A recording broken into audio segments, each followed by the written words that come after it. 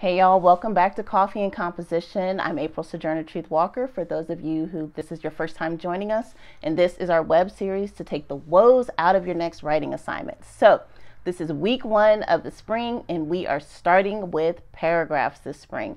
And you may be wondering what a paragraph is or what the purpose of a paragraph is. Well, that's what we'll be discussing this week. Why do we need a paragraph? For some of you, that may be like, well, duh, you need a paragraph because you can't have an essay without a paragraph. But a lot of times we write and do a lot of things in life without knowing the purpose behind why we do them. So we're going to look into the purpose of a paragraph this week. And as always, we're going to grab our coffees. We have this fun mug that one of our friends made us.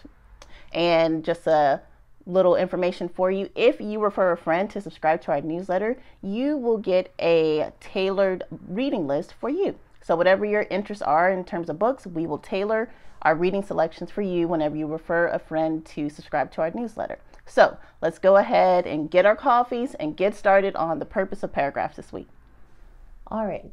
So this week, to kick us off, we're going to start with the purpose of paragraphs. But as always, if you feel like you need a more tailored approach to writing for your student or yourself, look us up online at alittlemoretruthllc.com to see what package may be right for you. So, what is a paragraph? Basically, it's a distinct section of a piece of writing that typically focuses on one thing. Pretty simple. So, why do we need them? Well, they connect otherwise distinct sentences into cohesive categories that work to tell a complete story. So they're basically like the glue that holds your sentences of your paper or essay together. So what do I see as students' most common challenge?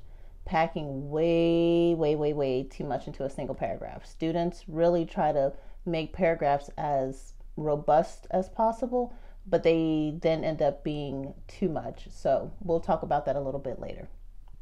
What are 3 traits of a strong paragraph? First, they're relevant. You don't want a paragraph in there that's just going off on a rant.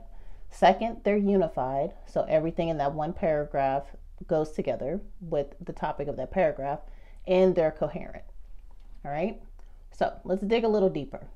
A relevant paragraph is one that contains information that deepens your reader's understanding. It really draws them in.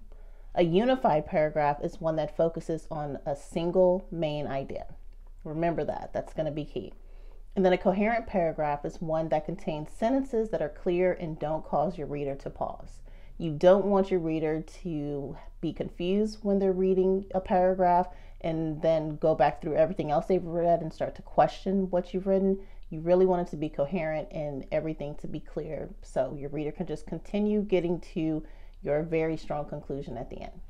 So, what's our key takeaway for this week? Paragraphs work to unify your thoughts into digestible pieces. So every paragraph should serve a purpose. Each paragraph should be working to build the greater whole of your essay. All right, as always, if you're ready for more, check us out at alittlemoretruthllc.com. Follow us on Instagram at alittlemoretruth, or you can even check us out on LinkedIn. We'll see you next week.